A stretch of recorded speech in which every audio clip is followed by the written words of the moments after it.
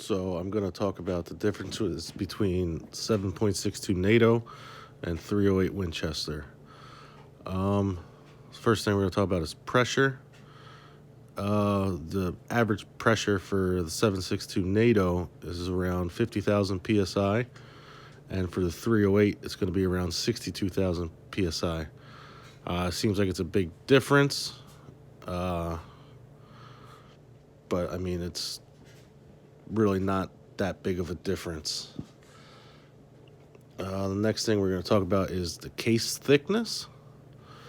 So with the 308 Winchester, the walls are going to be a little thinner than that of the 7.62 NATO.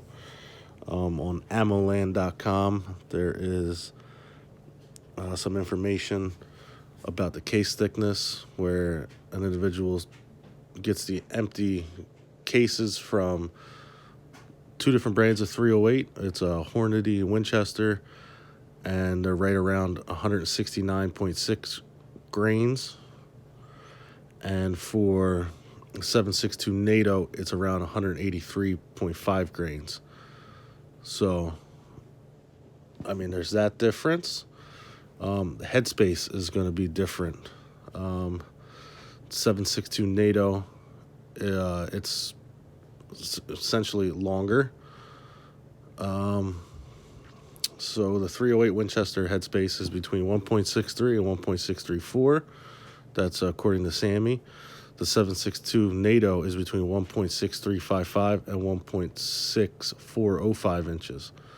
So there's a difference there. So if you try to shoot 7.62 NATO in a 308 and it's on the longer side, your headspace could be incorrect and it could not chamber. I had that issue with a 458 SOCOM recently, where the case neck was too long and it wouldn't chamber, and then I had to find ammo that was cut to its specs.